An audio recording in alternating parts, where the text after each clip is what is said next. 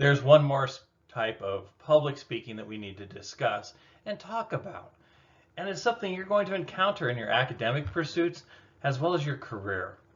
Let's take a quick dive into group and workplace and how speeches and presentations come together in that setting.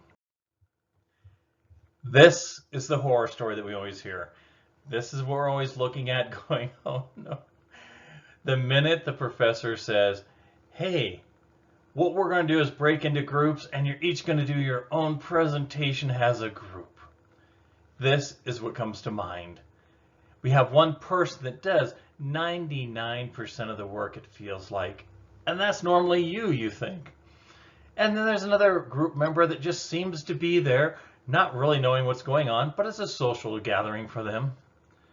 And you have the one that's always going to do the best to contribute, get in there, and they always have something else going on. So they never seem to contribute. And then you have the phantom group member that kind of comes in early and then goes away and reappears towards the end. This is our normal thought of how a group presentation comes together. That's not true. So take a breath, relax. Group presentations can be as successful, but it also depends on the dynamics of the group. We'll talk about what is a small group. Football, a small group is 11 people. Baseball, 9. Basketball, 5. So automatically we have different variations of what is a small group. We need to talk about the leadership of the small group. That's where your success comes in, is having that leader that can get everyone involved. What are the different responsibilities within a group?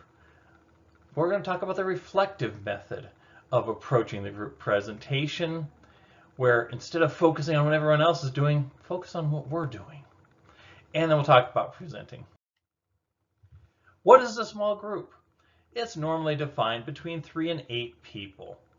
But that also varies based on who's in the group. Really, your small group comes down to how many people can you effectively perceive and interact with effectively to create the presentation. So it varies a lot. For some people, the right size group is 5 people. That's perfect. You throw in that 6th person and it breaks down the system. Other people, oh yeah, they can have a group of 10, their leadership qualities are strong, and everyone is contributing towards that final presentation goal. But for this case, let's look at 3 to 8 people. We need to look, of course, at the characteristics of a group.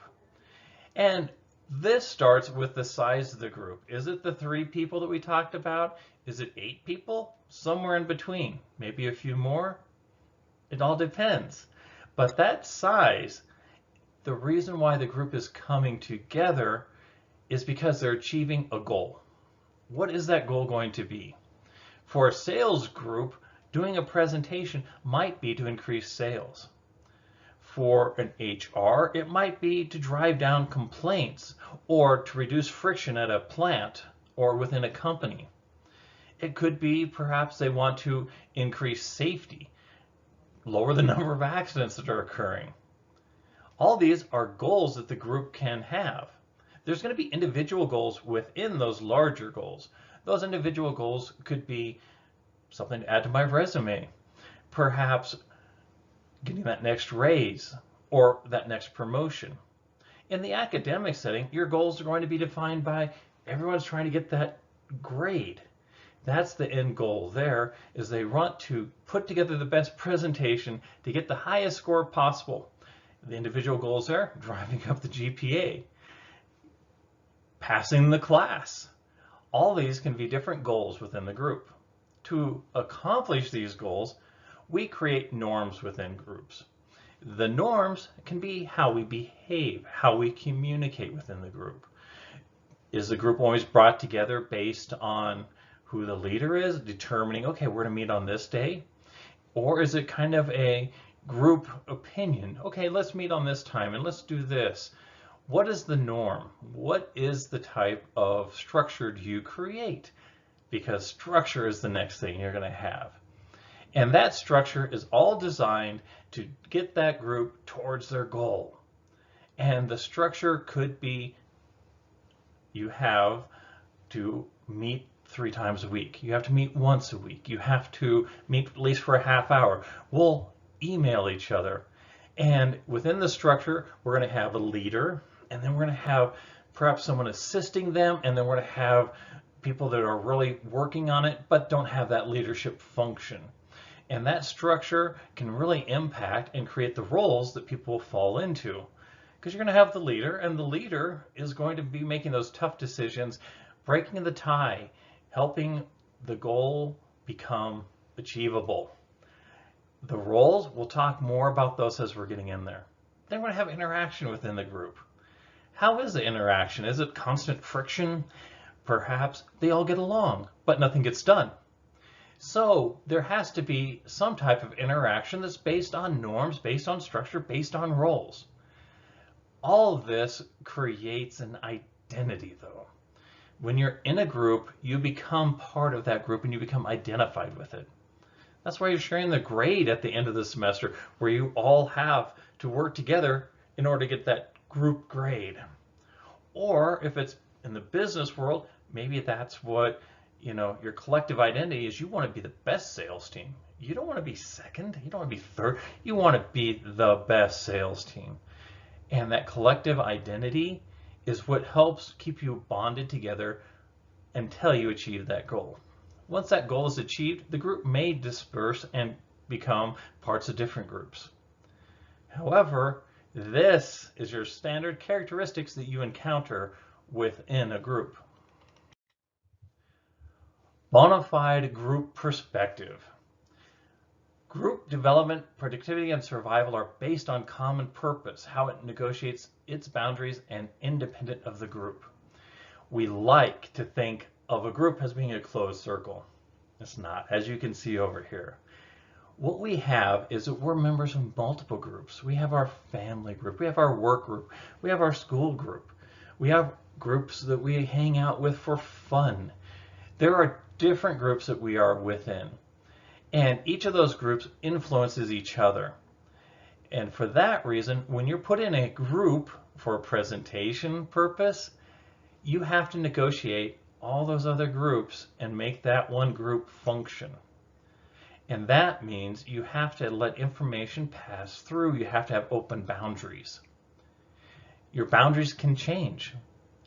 Usually what you find is the group really becomes, those boundaries become solid and really prominent when we're getting towards the end line, when that presentation has to be done. Early on though, adding that group in, working it in, causes us some friction, causes some trouble, and that's because of the multiple memberships and conflicting roles we have. At home, you might be the leader. In the group, you might be a researcher. At school, you might have a different role. So what you're going to see is that in order to have enough time to fit everything in, you have to manage these different groups that you're in. And so you have different respective roles. Your membership fluctuates, common within academic groups and even within work groups. Someone has a life event occur in their family, or perhaps they get a new job offer. And so you have people that will come out of the group to be replaced in the group by someone else. And that fluctuation is common. Now, it all depends on where it happens. If it happens at the higher levels with the leadership or someone that's doing a majority of the research work, or maybe the person that's putting the PowerPoint together, that can cause trouble. Now, when that group finally starts getting towards that finish line, you've been through trials and tribulations. You've had people come, you've had people go, you've had people have other groups influencing their participation within the group. But as you're really getting towards there, you're relying on each other and you're creating a true group identity. Bona fide group perspective treats boundaries as fluid and permeable, which means, yeah, they're a dynamic structure. It changes. and it changes based on influence, and it changes based on leadership, and so many of the other groups that we're always a constant part of.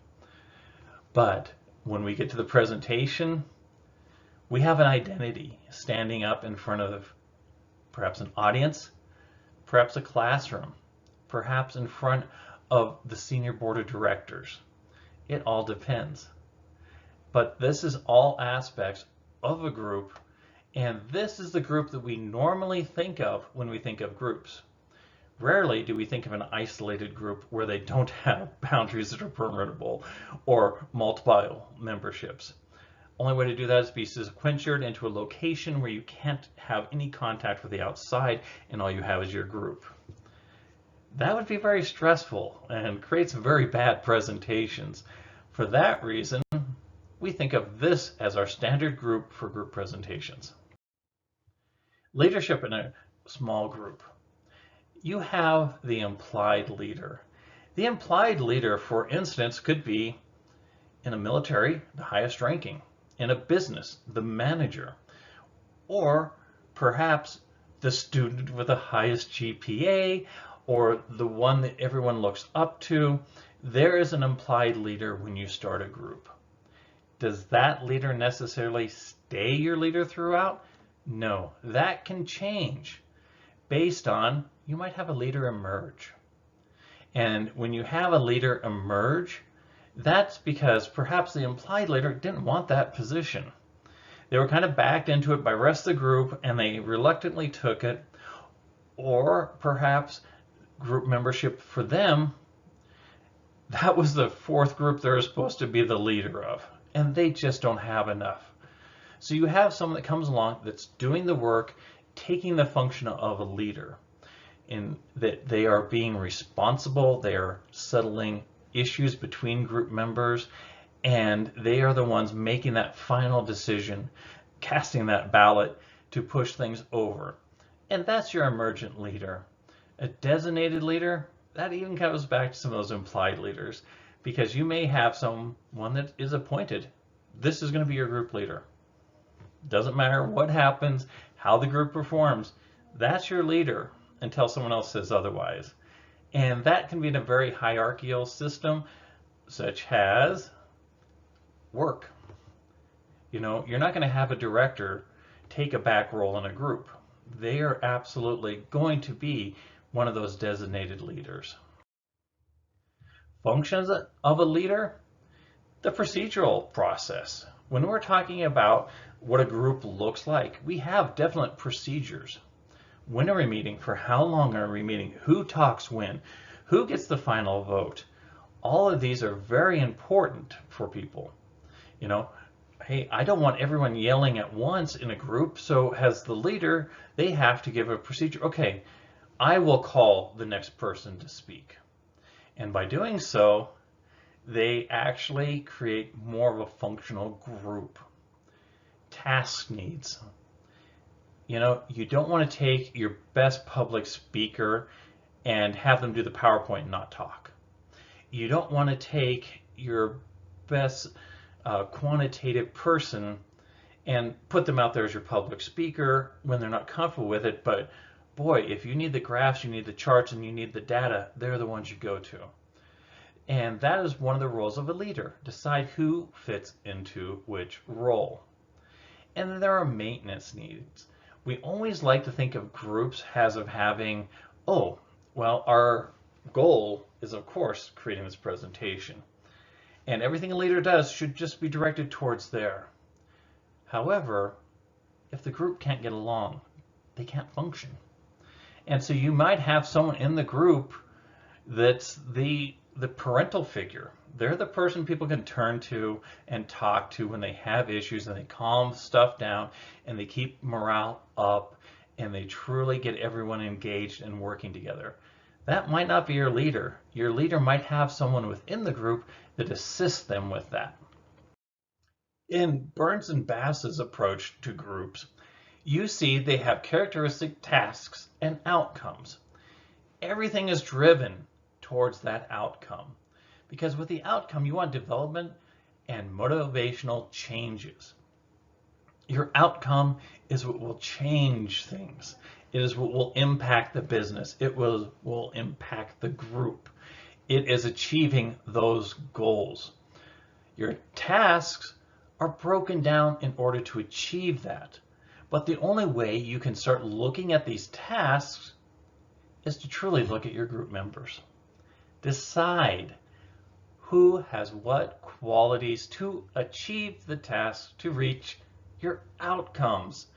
And by taking this type of approach, you're able to create a successful presentation. And it all starts with understanding the characteristics of your group members. Who's motivated? Who can stimulate people's thoughts or get them to go in a creative direction? Are they more individualized? Are they someone that's reserved? Or are they someone that's an extrovert? And how they can influence the other members of the group. So your characteristics help you figure out who will do what task to achieve your outcome.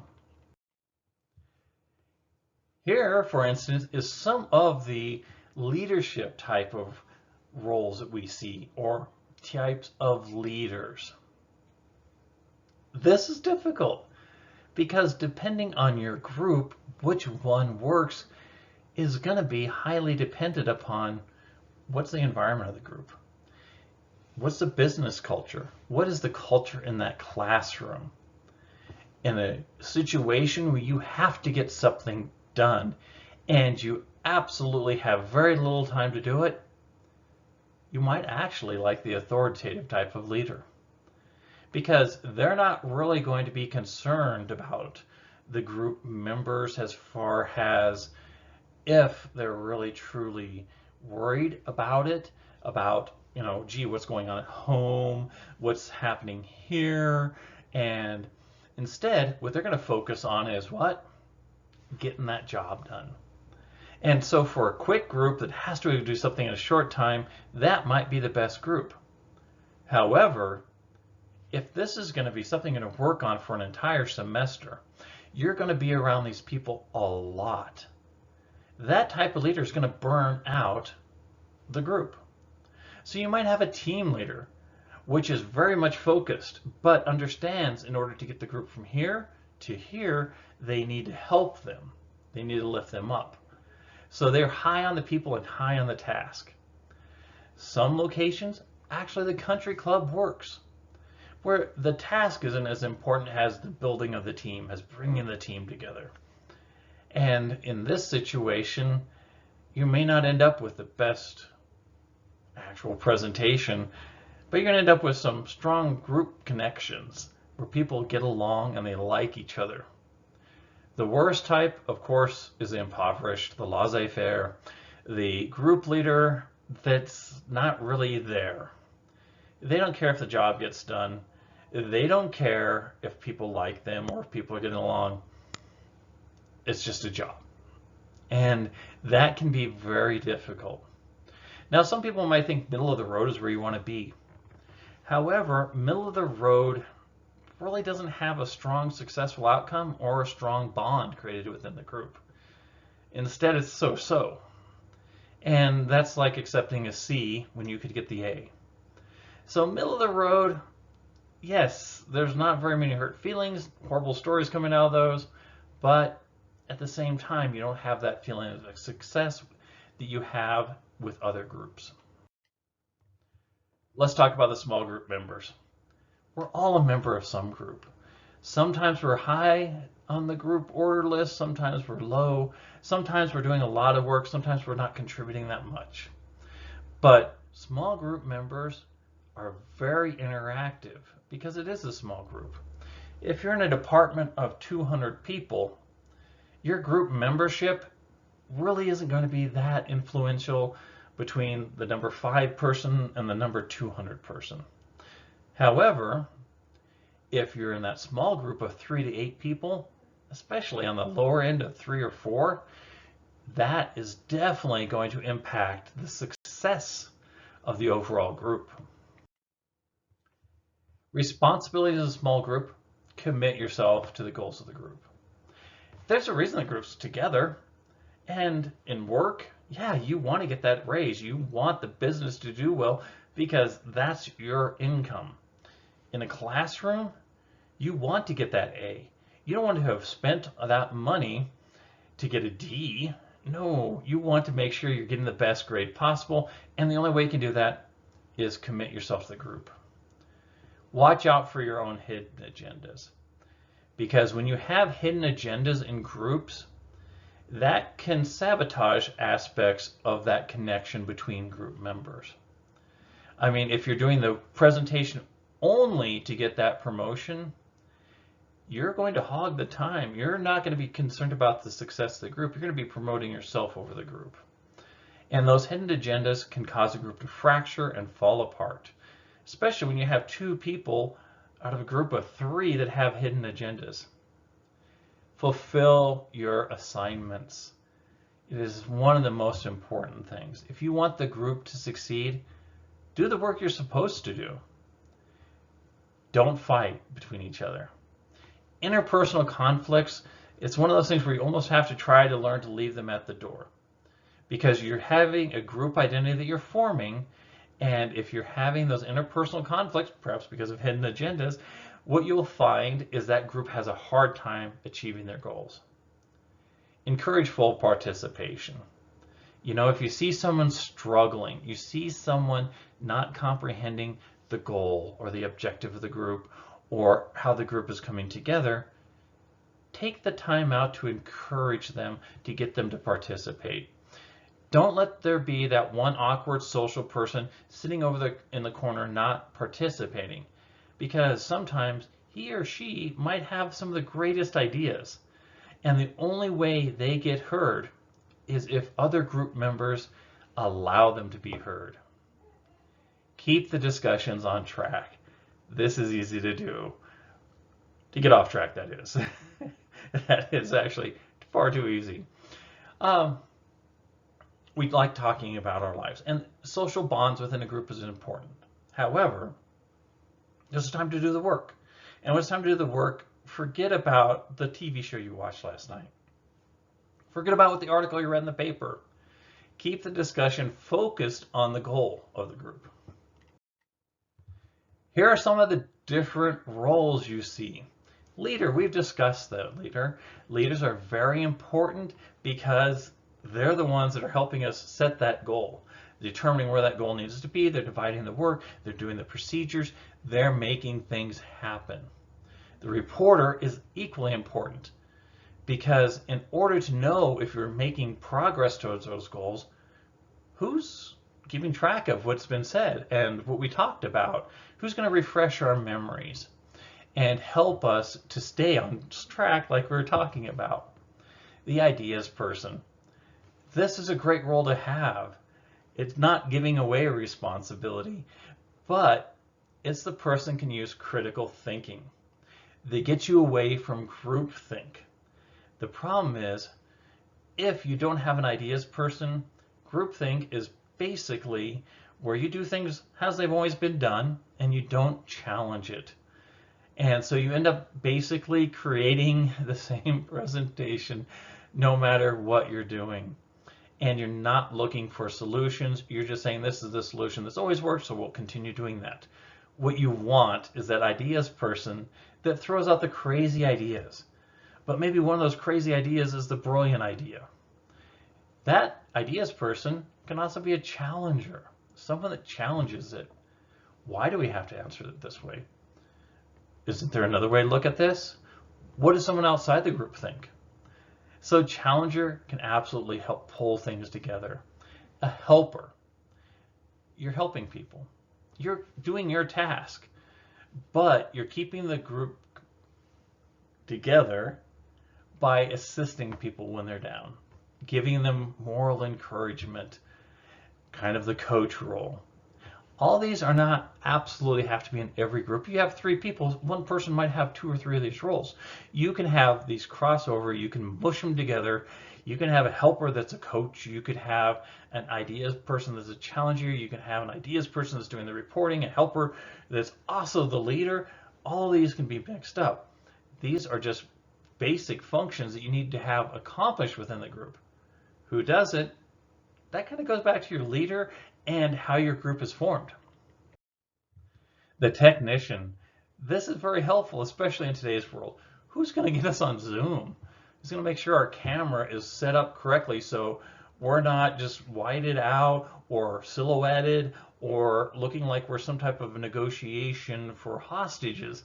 No, your technician can help you with that. They can help you with some of the technology. Maybe they're the ones that know how to do the PowerPoint. And so that might be your technician becoming also partially a maker. Puts things together. Maybe you have someone that's very skilled at making backdrops, or maybe they're very skilled at math. And so for compiling those statistics, they're going to help you make those graphs on that quantitative data. The scribe, writing everything down that the group does. This is very similar to the reporter and the reader. Someone that's going through and double checking, making sure that people are doing their tasks, because you're looking and you're reading and you're saying, oh, all right, and now that we've looked at this, let me explain this to the group. So all these group roles, remember, you don't assign one person to each. You might have someone that's skilled in 3 of them. And if you have 2 people that are skilled in the same thing, well, don't have them both doing the same thing. Instead, try to go with the one with a little bit stronger skills in it, or find a way to equally divide the work, but don't split the role, because you don't want to have one person being the scribe fighting with your reporter because your reporter didn't, and you see how it can quickly become conflict, and you want to avoid conflict. Roles played by groups. These are things that are not clearly defined like we did with the other ones, where these are the group roles.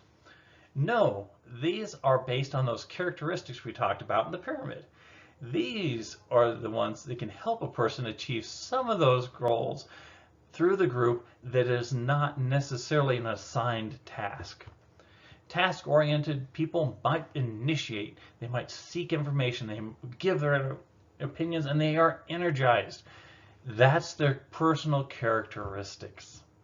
So you can assign someone, okay, you're going to be the energizer. And the person in the corner going, no, I don't want that role. Please don't make me do that. No, that's not who I am. No, these are more of personal characteristics.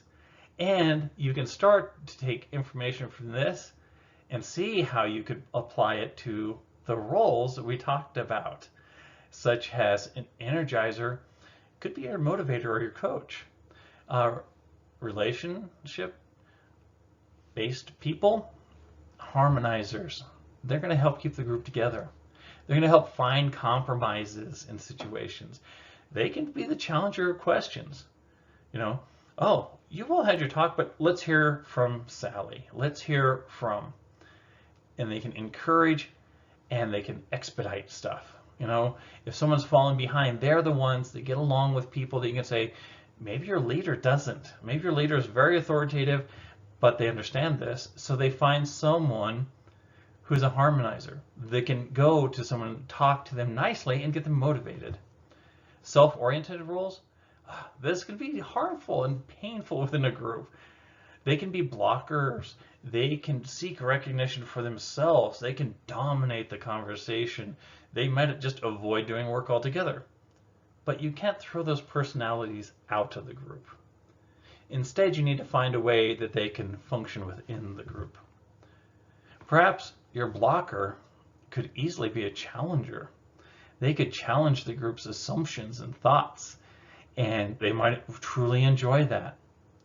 Perhaps if they're very dominant, you give them the role of, okay, we need to keep this on task.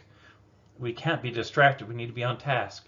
So you, the dominator, keep us on task. The avoiders, well, those are the ones you truly got to spend some time with to find out what their skills are that they can contribute to the group so the group can be successful. A group's lifespan. Yes, all groups begin and they end at some point. Perhaps it's a semester, perhaps it's a year, maybe it's a 5-year project, who knows? But each group has a beginning and an end. No group continues on forever. Even your favorite sports team. Every season, It's a new group. They got rid of some players. They brought in some players. They have different weaknesses. They have different strengths. And so there's always a new group. This is the common one that you hear about with the forming. This is when the group comes together. This is when they're strong individuals and they're bringing their skills in, and you have to determine what their characteristics are so they can fit into roles. So you start that forming process. And then the storming. Well, now that you've tried to fit people into their roles, some are going to have conflicts. Maybe there's some personality conflicts, and there's going to be some storms. And then they start creating a norm for the group. Oh, this is how our group acts. This is how we talk. This is how we interact. This is how we goes first. And this norming procedure helps shoot the group back up towards performing successfully. And that means that, yes, a group doesn't start out on top and stay on top. Matter of fact, it creates that little wave. It starts out and kind of dips down, and before peaking, it should peak at the performance. Here's another way of looking at it, the life cycle. Rather than forming, storming, norming, instead of rhyming everything together, let's look at a life cycle aspect of it. And you'll see aspects of it remain true, kind of how you live your life as well.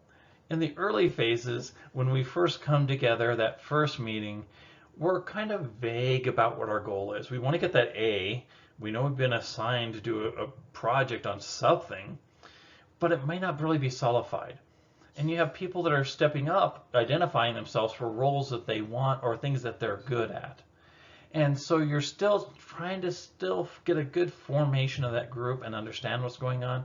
And so that first part of that initial phase is just getting a group together, starting to create that identity and identify where you're going. And then in that phase one, you actually are creating roles. This is your role. This is your role. This is what you're going to do. This is what our project's going to be. And we like to think of it as a simple process. We're here, we're climbing the stairs, and we're going to end up here. No problem. It's a piece of cake. We have 10 weeks until the assignment's due. Sadly, we get to week 5. We felt we had so much time that we kind of blew off that first phase. We have roles assigned and stuff, and we know what we're going to present on, and we haven't really applied ourselves. And at that transition phase, that week 5, we're suddenly, oh no, we have to have this done, and we're running out of time. And this is when we can have a lot of transitions happen. We might reorganize. New roles might be reassigned based on the characteristics people have displayed rather than the characteristics they told us about. So don't be surprised if you get that halfway point and you find your group is breaking apart and falling apart. That is normal.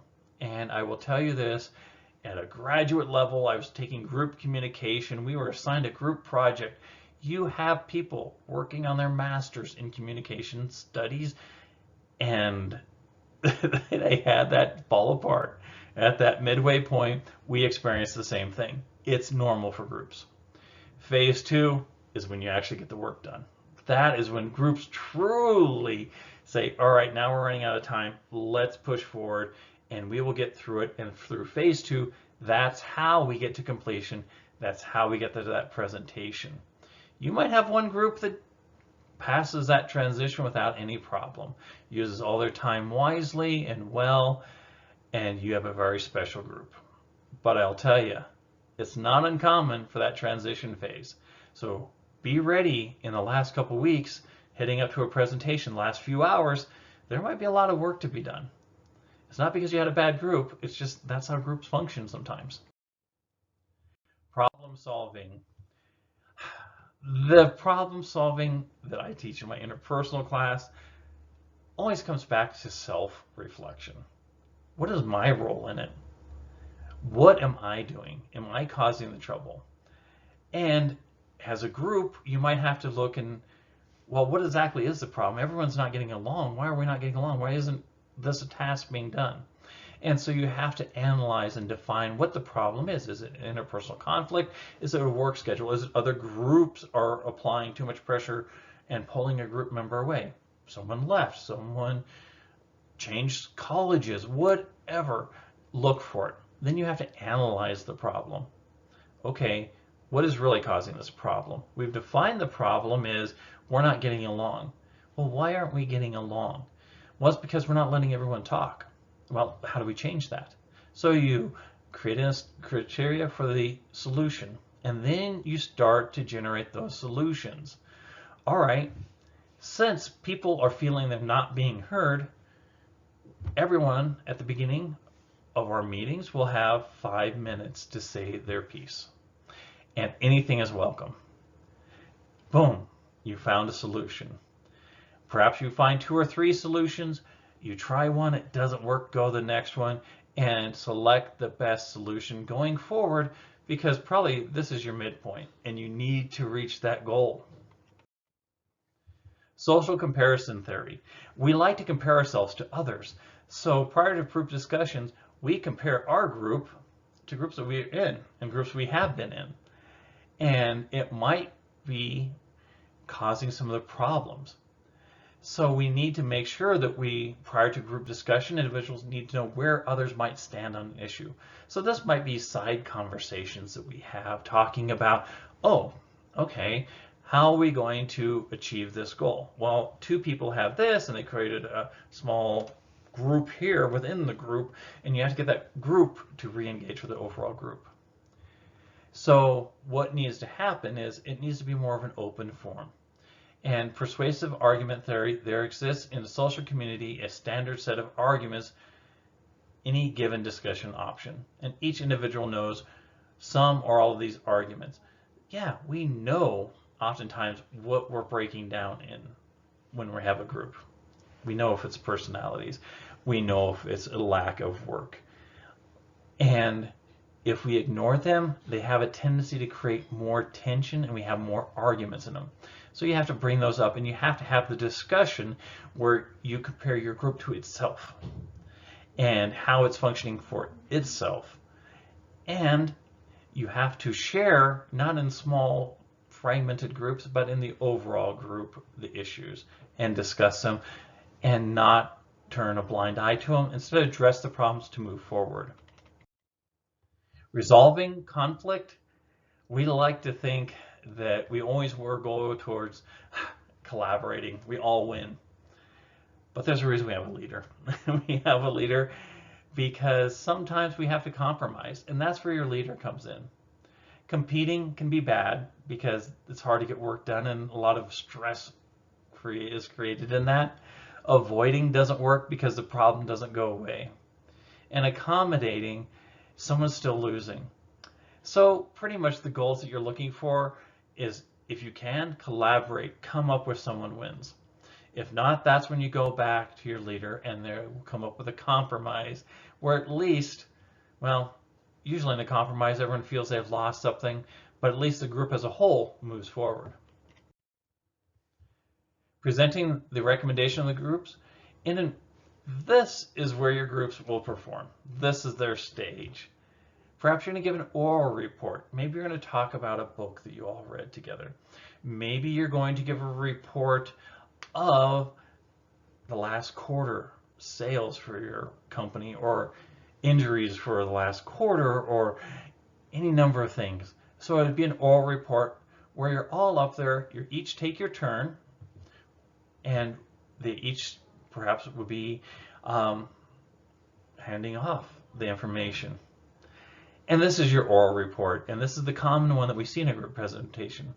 A symposium will be, perhaps you have experts in different areas. And so you want to talk about HR, so there are many facets of HR you might want to talk about.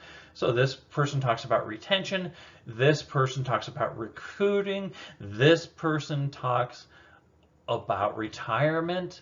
It's hard to say. And a panel discussion, that's where you have the panel of experts. Similar symposium, except for with a panel discussion, you might be completely presenting on different things. Instead of all being in the HR department, you're talking about different aspects of the company. Where your group will present, as in all things, This is the formula we follow. Get that attention-getting device. Have that strong introduction with establishing your ethos, your pathos, your logos. Tell stories. Storytelling is appropriate in groups because that connects you with your audience. It's okay. Have that conclusion. Have that clincher so that way at the end that you have that mic drop where the person goes, you know, I'm going to remember this group because the last thing they told us really connected. Body language. Body language is important not just for the person who's talking at the moment. Keep the open body gesture, keep the hands, keep the gesturing. No dancing feet, no swiveling chairs. But also beware of the people that are not presenting at the time, because nothing is worse than having a fully energized, good presenter up in front of the audience and their own group is checking their watches, checking their cell phones. Oh my gosh, I couldn't be more bored with the presentation. They've heard this presentation video. Instead, look how you want the audience to look when you're standing behind them. Have the body language. Pay attention to the speaker. And as with all of our speeches, be an extemporaneous speaker, which is the conversational, interactive style that truly connects with your audience. What we talked about in this rather longer than I expected video was we talked about what is a small group, leadership, responsibilities, reflective method, and presenting as a small group. You're not going to have to do that this semester, but it is coming up. Take the individual skills you learned from this semester. Take those, bring them into the group. Be a strong group member.